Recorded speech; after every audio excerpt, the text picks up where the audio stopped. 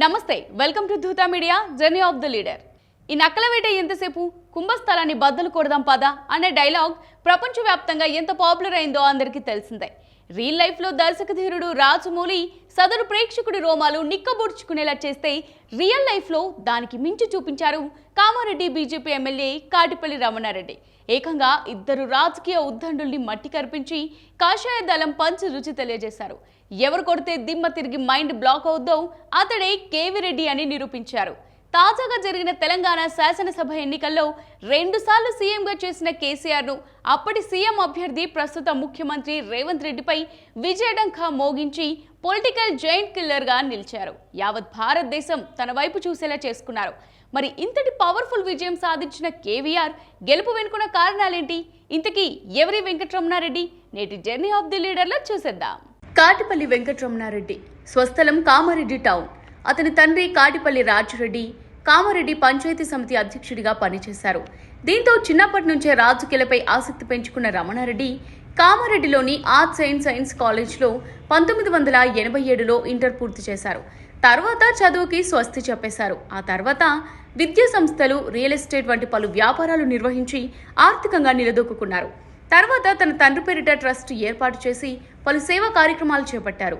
క్రమంగా రాజకీయ ప్రవేశం చేసిన రమణారెడ్డి కాంగ్రెస్ పార్టీతోనే తన పొలిటికల్ ప్రస్థానం మొదలుపెట్టారు. 2004లో ఎంపీటీసీగా విజయం సాధించి తనకంటూ ప్రత్యేక గుర్తింపు తెచ్చుకున్నారు. 2006లో కాంగ్రెస్ పార్టీ తరపున తాడ్వాయి జెడ్పీటీసీ అభ్యర్థిగా పోటీ చేసి గెలుపొందారు. దివంగత నేత మాజీ ముఖ్యమంత్రి వైఎస్ రాజశేఖర్ రెడ్డి అండతో 2008లో ఉమ్మడి నిజామాబాద్ జిల్లాకు జిల్లా పరిషత్ చైర్మన్గా ఎంపికయ్యారు. 2011 వరకు ఆ పదవిలో కొనసాగారు వెంకటరమణారెడ్డి. వైఎస్ రాజశేఖర్ రెడ్డి మరణం తర్వాత స్థానిక కాంగ్రెస్ నాయకత్వంతో వెంకటరమణారెడ్డికి విభేదాలు వచ్చాయి. దీంతో వైఎస్ఆర్ కాంగ్రెస్ పార్టీలో చేరారు రమణారెడ్డి. నిజామాబాద్ జిల్లాకు పార్టీ అధ్యక్షునిగా పనిచేశారు. అయితే స్పష్టమైన కారణాలు తెలియనప్పటికీ తిరిగి కాంగ్రెస్ పార్టీలోకి వచ్చేశారు. స్థానిక సంస్థల ఎమ్మెల్సీ అభ్యర్థిగా నామినేషన్ వేసి చివరిలో తప్పుకున్నారు. ఆ తర్వాత కాంగ్రెస్ పార్టీకి గుడ్ బై చెప్పేశారు. 2019 అసెంబ్లీ ఎన్నికల్లో బీఆర్ఎస్ పార్టీకి మద్దతిచ్చారు. 2018 వరకు బీఆర్ఎస్ కార్యకర్తగా కొనసాగిన రమణారెడ్డి 2018 అసెంబ్లీ ఎన్నికలకు ముందు బీజేపీలో చేరారు. బీజేపీ అభ్యర్థిగా కామారెడ్డి నుంచి పోటీ చేశారు. తన ప్రత్యర్థి బీఆర్ఎస్ అభ్యర్థి గంప గోవర్ధన్ చేతిలో ఓటమి పాలయ్యారు. 15,000 ఓట్లతో 3వ స్థానంలో నిలిచారు. అయినా సరే స్థానికంగా తన పోరు కొనసాగించారు. తర్వాత జరిగిన పంచాయతీ పురపాలక సంఘం ఎన్నికల్లో బీజేపీ అభ్యర్థుల గెలుపు కోసం విశేష కృషి చేశారు. కామారెడ్డి మాస్టర్ ప్లాన్ కు వ్యతిరేకంగా రైతులతో కలిసి ఉద్యమించారు. చివరికి దాన్ని ప్రభుత్వం చేత రద్దు చేయించారు. ధరణి పోర్టల్లో సమస్యలు పరిష్కరించాలంటూ ఆందోళనలు చేశారు. మహిళా సంఘాల సభ్యులకు వడ్డీ రాయితీ నిధులు మంజూరు చేయాలని పోరాటాలు చేశారు. ఏడాది కాలంగా నియోజకవర్గం అంతా కుల సంఘాల భవనాలు, దేవాలయాలను తన సొంత నిధులతో నిర్మిస్తూ అన్ని వర్గాల ప్రజలకు మరింత చేరువయ్యారు. 2023 శాసనసభ ఎన్నికలకు కామారెడ్డి నుంచి బీజేపీ అభ్యర్థిగా బరిలో దిగాలని భావించారు. బీజేపీ అధిష్టానం కూడా రమణారెడ్డి అభ్యర్థులను పరిగణలోకి తీసుకుంది. నాన్చుడు ధోరణి అవలంబించకుండా కామారెడ్డి టికెట్ను రమణారెడ్డికి ప్రకటించింది. అయితే ఇక్కడ బిగ్ ట్విస్ట్ నెలకొంది. ప్రతిపక్ష పార్టీల నుంచి భారీ సవాల్ ఎదురైంది. గజ్వేల్తో పాటు కామారెడ్డి నుంచి పోటీ చేయనున్నట్టు కేసీఆర్ ప్రకటించడంతో అందరి దృష్టి కామారెడ్డి నియోజకవర్గంపై పడింది. కామారెడ్డిలో కేసీఆర్ పోటీ చేస్తారని ప్రకటించగానే నియోజకవర్గ ప్రజల నుంచి సానుకూల స్పందన వ్యక్తమైంది. కేసీఆర్ ఈజీగా గెలుస్తారని అంతా భావించారు. అయితే కాంగ్రెస్ అభ్యర్థిగా షబ్బీర్ అలీని కాదని టీపీసీసీ చీఫ్ రేవంత్ రెడ్డి రంగంలోకి దిగారు. దీంతో సీన్ పూర్తిగా మారిపోయింది.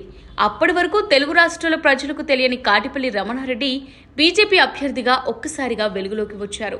సీన్ కట్ చేస్తే ఏకంగా చరిత్రనే తిరగరాశారు. నువ్వా నేనా అన్నట్లు సాగిన పోరులో కాటిపల్లి వెంకటరమణారెడ్డి ఘన విజయం సాధించారు.